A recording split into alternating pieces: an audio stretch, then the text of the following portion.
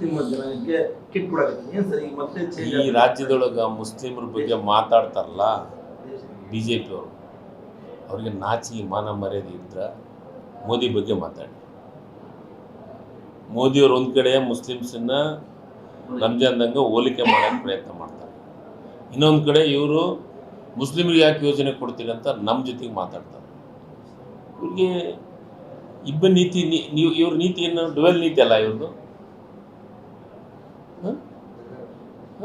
ಒಂದು ಕಡೆ ರಿಸರ್ವೇಷನ್ ಬಗ್ಗೆ ಮುಸ್ಲಿಮ್, ಯಾಕೆ ಈ ದೇಶದ ಪ್ರಜೆಗಳಲ್ವಾ ಮುಸ್ಲಿಮ್ಸು? ನೋಡ್ರಿ, ಸಂವಿಧಾನದ ನಾನು ಅಂತೀನಿ, ಸಂವಿಧಾನ ಬದಲಾವಣೆ ಅಂತ ಡಿ ಕೆ ಶಿವಕುಮಾರ್ ಎಲ್ಲಿ ಹೇಳಿದ್ರು? ಈ ಕಾಂಗ್ರೆಸ್ ಪಕ್ಷ ಇರದೆ ಸಂವಿಧಾನವನ್ನ ರಕ್ಷಣೆ ಮಾಡೋಕ್ಕೆ ಹುಟ್ಟಿದ್ದು ಕಾಂಗ್ರೆಸ್ ಪಕ್ಷ.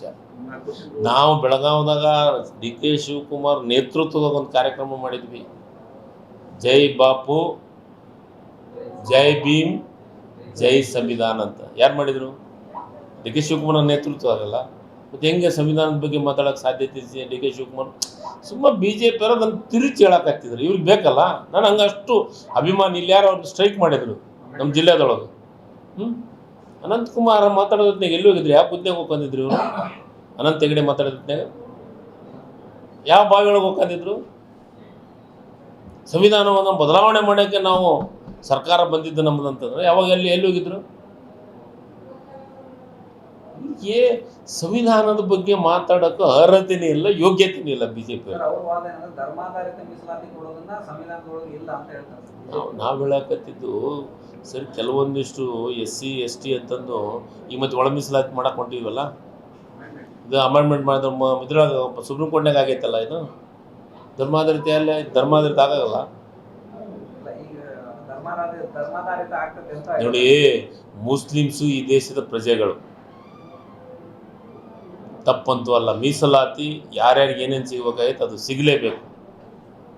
ಅದು ನಮ್ಮ ಜನ್ಮಸಿದ್ಧ ಹಕ್ಕು. ನಮ್ಮ ಹಕ್ಕನ್ನು ನಾವು ಕೇಳಾಕತ್ತೀವಿ. SCಗಳು ನಾವು ಕೇಳಾಕತ್ತೀವಿ ಅಂದರೆ ನಮ್ಮ ಹಕ್ಕದು. ಬಾಬಾ ಸಾಹೇಬ್ ಅಂಬೇಡ್ಕರ್ ಅವರು ನಮಗೆ ಮೀಸಲಾತಿ ಕಲ್ಪಿಸ್ಕೊಟ್ರೆ ಅದನ್ನು ನಮಗೆ ಕೊಡ್ರಿ, ನಮಗೆ ಬೇಕು ಅಂತ ಕೇಳ್ತೀವಿ, ತಪ್ಪೇನಿದೆ?